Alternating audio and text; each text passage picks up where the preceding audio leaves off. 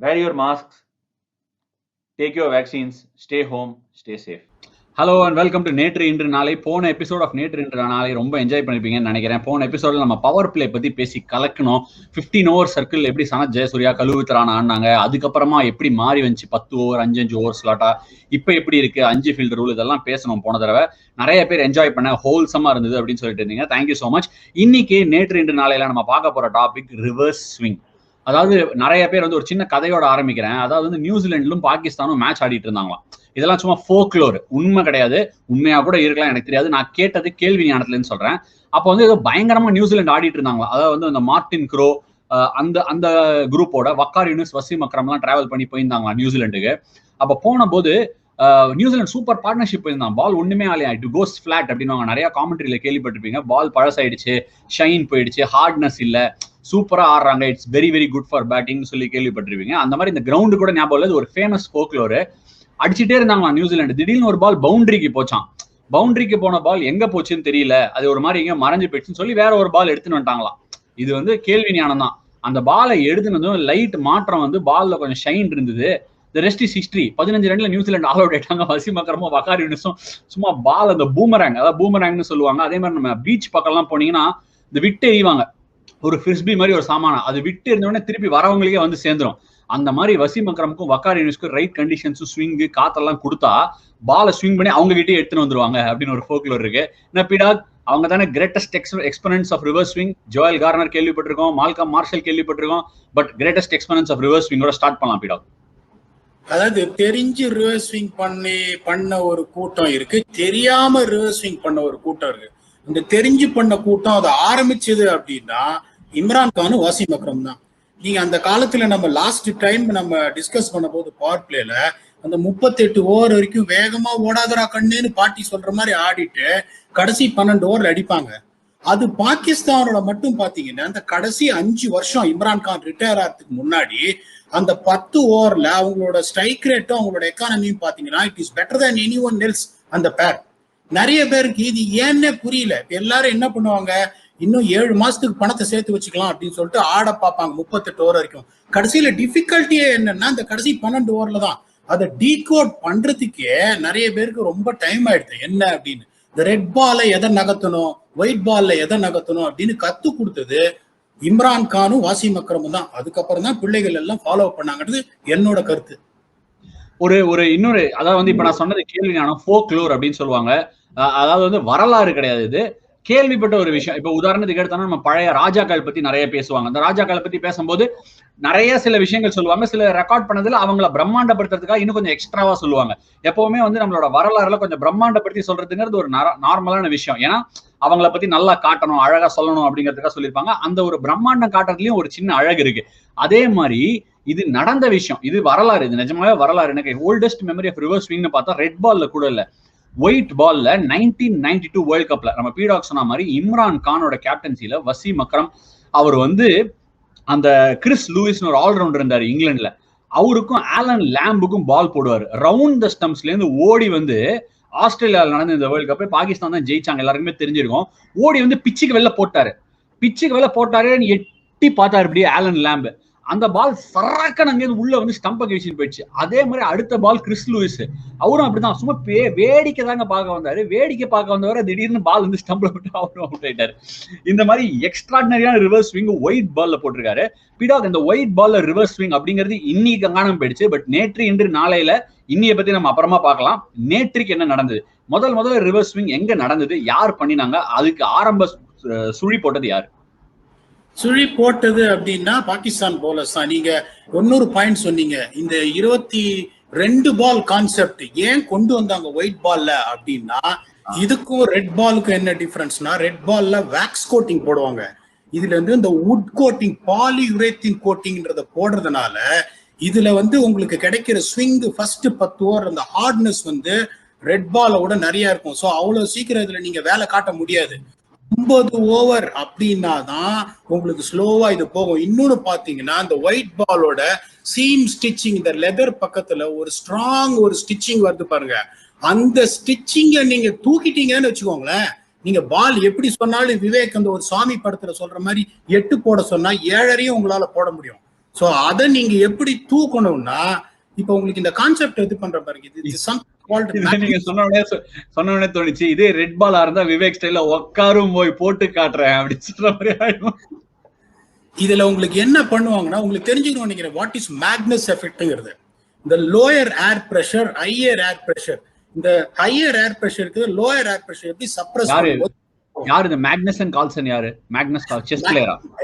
இல்ல Magnus எஃபெக்ட்ங்கிறது. So அப்ப என்ன பண்ணுவாங்கன்னா, முதல்ல ஒயிட் பால்ல அவ்வளவு ஈஸியா உங்களுக்கு வந்து இந்த பாலியூரேத்தின் கோட்டிங்க தாண்டி பாலோட நீங்க விளையாட முடியாது.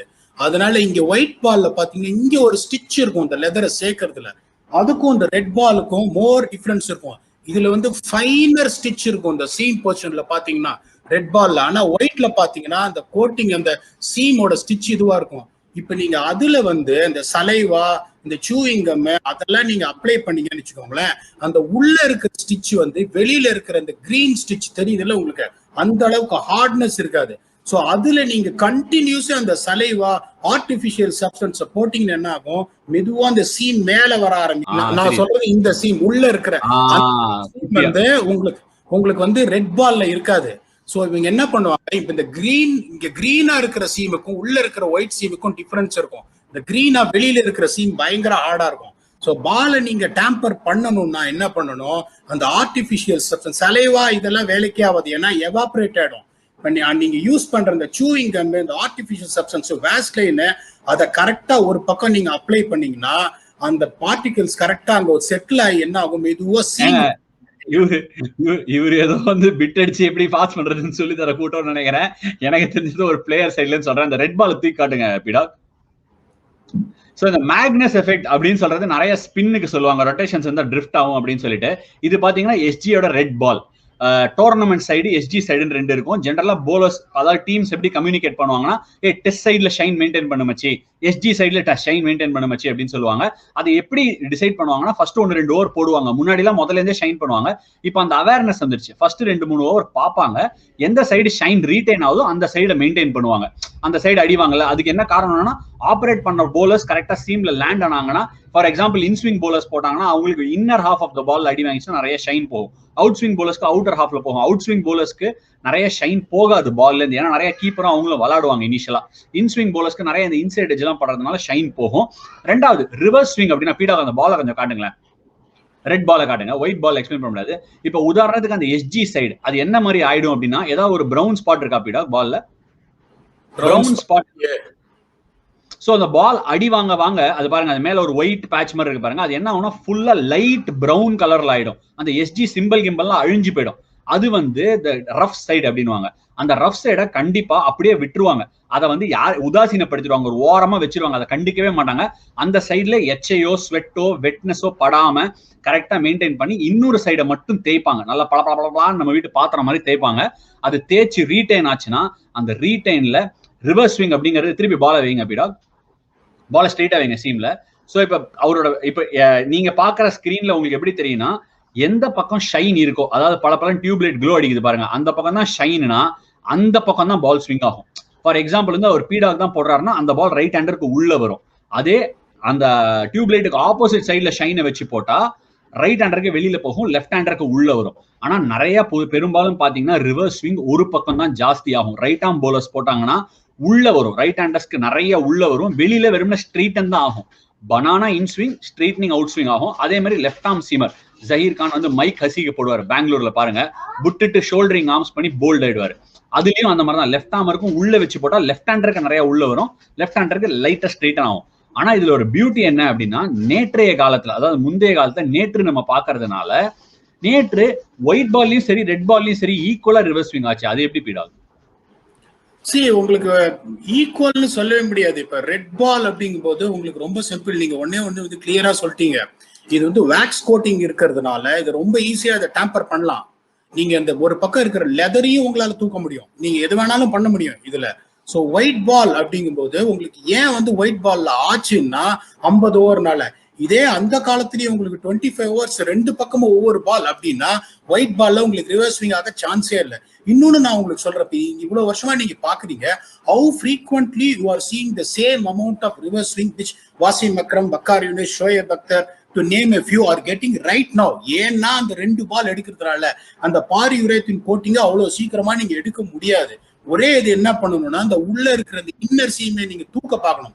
இப்போ உங்களுக்கு இந்த அம்பையர்ஸ் பாத்தீங்கன்னா அதெல்லாம் இல்லீகல்யா, நீ தூக்க பார்க்கணும் அதெல்லாம் இல்லீகல், அதெல்லாம் பண்ண முடியாது. இன்னொரு சொல்றேன், முந்தைய காலகட்டத்துல ஏன் அந்த மாதிரி பால் நிறைய அந்த மாதிரி ஷேப்பை விட்டு போகும்னா, இப்ப இருக்கிற அளவுக்கு கேமராஸே கிடையாது. இப்பெல்லாம் எப்படின்னா, உங்களை பார்க்க ஒரு கேமரா, உங்க குடும்பம் வந்து அவங்கள பார்க்க ஒரு கேமரா, பிச்சை பார்க்க ஒரு கேமரா, அம்பையரை பார்க்க ஒரு கேமரா, பேட்ஸ்மேன் எங்க துணி போட்டிருக்காரு, பேடு கட்டிருக்காரு, பேட் கட்டிருக்காரு, அதுக்கு ஒரு கேமரா, பாலை ஃபாலோ பண்றதுக்குன்னே ஒரு கேமரா இம்மாம் பெருசுக்கு 3.25 கோடி கொடுத்து அந்த பாலை ஃபுல் மேட்ச் அந்த கேமரா அது மட்டும் தான் பண்ணும். இன்னைக்கு தேதிக்கு அந்த மாதிரி எந்த மாதிரி சித்து விளையாட்டு வேலையும் பண்ண முடியாது. நம்மளே பார்த்தோம், அந்த மாதிரி பண்ணாலும் மாட்டிப்பாங்க. முன்னாடி எல்லாம் பண்ணிருக்காங்களா அப்படின்னு கேட்டா அது வந்து நான் வியூவர் டிஸ்கிரிப்ஷன் கொடுத்துறேன், எனக்கு அதை பத்தி தெரியாது, ஏன்னா நான் விளையாடவும் இல்லை. முந்தைய காலகட்டத்துல அந்த மாதிரி விஷயம் பண்ணிருக்காங்க அப்படின்னு சொன்னாலும் சொல்லாட்டாலும் அதுவும் ஒரு ஸ்கில் தான். சோ அவங்க பண்ணதுக்கு நம்ம கிரெடிட் கொடுத்தே ஆகணும், அவங்க பயங்கரமா ரிவர்ஸ் ஸ்விங் பண்ணதுக்கு. And reverse swing is an art. இப்ப கூட நான் கேள்விப்பட்டேன், ஏன்னா வசீம் அக்ரம் வந்து KKRல கோச்சா இருந்தாரு. கோச்சா இருந்தபோது இப்படி பால் எடுப்பாராம், எல்லாரும் போடுவாங்களாம், பால் ஒண்ணுமே ஆகலாம், இவர் பால் எடுத்து அப்படியே ஷைன் பண்ணுவாராம், சர்ன்னு போடுவாராம் அவுட் ஸ்விங், சர்ன்னு போடுவாராம் இன் ஸ்விங். லிட்டரலா நான் லட்சுமிபதி பாலாஜி சொல்லி கேள்விப்பட்டிருக்கேன். அவர் என்னமோ கையில மோட்டார் வச்ச மாதிரி பால் ஸ்விங் ஆகுமா. இன்னைக்கு பேட்ஸ்மேன் கூட தட விடுறாருங்கிறது. ஸ்விங்கு, ஷைனு, ரிவர்ஸ், பால் மெயின்டெனன்ஸ், அதான் வந்து டீமுக்குள்ளேயும் பேசிப்போம். பால் மெயின்டெனன்ஸ் ஒரு art, but you must be a Picasso at it. அது அவங்களுக்கு எவனுக்கு பண்ண வருதோ அவங்க தான் பண்ண முடியும். சும்மா ஷைன் பண்ணி யார் கையில கொடுத்தாலும் பண்ண முடியாது. இந்த சீம் நிக்கணும், ரிஸ்ட் பொசிஷன், இந்த மாதிரி 1000 விஷயம் இருக்கு. இன்று அதாவது பீடாக் இன்று நம்ம நேற்றுல இருந்து அப்படியே டிரான்ஸ்ஃபர் பண்ணி இன்னைக்கு என்னன்னா, ஒரு சராசரி ஒரு டெஸ்ட் கிரிக்கெட்டராகவும் சொல்றேன், ஒரு ஒயிட் பால் ஆடுற கிரிக்கெட்டராகவும் சொல்றேன். ரெட் பாலே பெருசா ரிவர்ஸ் ஆக மாட்டேங்குது. ஒண்ணு, ரெட் பால்ல ஓரளவுக்கு ரிவர்ஸ் ஸ்விங் இருக்குன்னு சொல்லலாம் இன் பிளே. செலக்ட் கண்டிஷன்ஸ் ட்ரை ஆயிடுச்சு, 4th டே 5th டே எல்லாம் கண்டிப்பா ஆகுது. ஒரு வைசாக்ல இங்கிலாந்துக்கு அகேன்ஸ்டா, சவுத் ஆப்பிரிக்கா அகேன்ஸ்டாலாம் இந்தியாவுக்கு பியூட்டிஃபுல் ஆச்சு ட்ரை கண்டிஷன்ஸ்ல. ஒயிட் பால் அவ்வளவா நம்ம பாக்குறதே இல்லை. இன்ஃபேக்ட் ஒரு போலரா நீங்க சொன்னீங்க அந்த பாலியூரித்தின் கோட்டிங், அதை பத்தி நானே தெரிஞ்சுக்க ஆசைப்படுறேன். பால் சும்மா லைட்டா பிளாஸ்டிக் பால் மாதிரி இருக்கும், அதனாலதான் நிறைய பேட்ஸ்மேன் அடிச்சா மிஸ் இட் 6 போயிடும். அடிச்சாலும் குருவி சைஸ்ல தெரியும் சம்டைம்ஸ். 2 பாலுமே 156 கிராம்ஸ்னு சல்லீஸா போட்டிருக்கோம், கூச்சப்படாம 156 கிராம்ஸ்னு போடுவாங்க. ஆனா 2 பாலையும் சயின்டிபிக்கா ஒரு இடத்துல டிராப் பண்ணா வேற ஸ்பீட்ல வருங்கிறது என்னோட கணிப்பு. உங்களோட தாட் ஸ்பீடா? அதாவது 156 கிராம்ஸ் சொல்றாங்களே அப்படின்னு ஐசிசி லாஸ் எடுத்து பாத்தீங்கன்னா 155.9 to 163 கிராம்ஸ் இருக்கலாம். அதனால there is a chance அந்த நீங்க பாலியூரேத் கோட்டிங் எவ்வளவு போடுறீங்க, ஒரு பர்டிகுலர் பால்ல நீங்க நிறைய போட்டுட்டீங்கன்னு வச்சுக்கோங்களேன், it might be having a few grams more. அதனாலதான் நீங்க சொல்ற அந்த பாயிண்ட், 2 பால் இங்க சைமல்டேனியஸா டிராப் பண்ணா ஒரு பால் வேகமா போறது அப்படிங்கிறது. இன்னொன்னு சொன்னீங்க, இந்த டியூக்ஸ் பால்ல பாத்தீங்கன்னா சீம் வந்து ப்ரொனவுன்ஸ்டா இருக்கும். டியூக் பால்ல ஒருத்தன் வந்து ரிவர்ஸ் ஸ்விங் பண்றான்னா அவன் பெரிய உஸ்தாதியா, பண்ணவே முடியாதியா டியூக்ஸ் பால்ல. அதை நான் வந்து எழுதி வேணா கொடுக்கல, குக்கபுரால ஓரளவுக்கு உங்களுக்கு ஆகும், எஸ்டியூட்ல உங்களுக்கு நடக்கும். இதுல டியூக்ஸ்ல பண்ணவே முடியாது. இப்ப WTC வந்து நீங்க எனக்கு தெரிஞ்சு டியூக்ஸ்ல தான் ஆடுறீங்கன்னு நான் நினைக்கிறேன், பர்டிகுலர் சவுத் ஆம்ப்டன்ல ஆடுறீங்க. நான் உங்களுக்கு இன்னொன்னு ஒன்னு சொல்ல விரும்புறேன். People are taking this dry conditions nature as a criteria for the ball to reverse. The reverse swing அப்படிங்கிறது it's nothing but another simple definition, curving of the ball in the air. அதான் என்ன பண்றாங்க அப்படின்னு போறதுனால இது reverse swing அப்படின்ட்டாங்க, natural swing இல்லாம வர்றதுனால.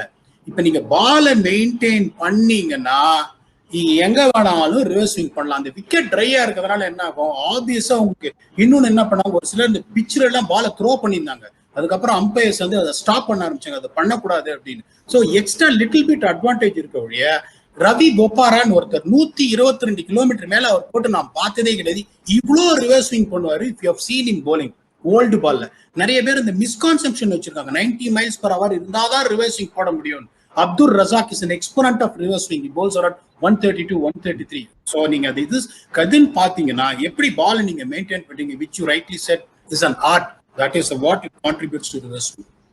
பீடாக் சொன்ன மாதிரி இந்த ஜென்டில்மேன் படத்துல சொல்லுவாங்க, இங்க எங்க தட்டுனாலும் லைட் எரியும் அப்படிங்கிற மாதிரி பாலை எங்க மெயின்டைன் பண்ணாலும் ஸ்விங் ஆகும் அப்படின்னு சொல்றாரு. சின்னதா நார்மல் ஸ்விங், ரிவர்ஸ் ஸ்விங்க்கு வித்தியாசத்தை சொல்லிடுறேன். ஷைன் எந்த பக்கம் இருக்கோ அந்த பக்கத்துக்கு ஆப்போசிட் சைட்ல பால் நவுந்துச்சுன்னா அது பேர் நார்மல் ஸ்விங். அதாவது இப்படி நான் பாலை பிடிச்சிருக்கேன், இந்த பக்கம் ஷைன் இருக்கு, அதாவது என்னோட லெஃப்ட் ஆஃப் சைட்ல ஒரு ரைட் ஆர்ம் போலருக்கு ஆஃப் சைடை பார்த்து ஷைன் இருந்ததுன்னா பால் அப்ப உள்ள போச்சுன்னா இன்டு த ரைட் ஹேண்டர் போச்சுன்னா அது நார்மல் ஸ்விங்.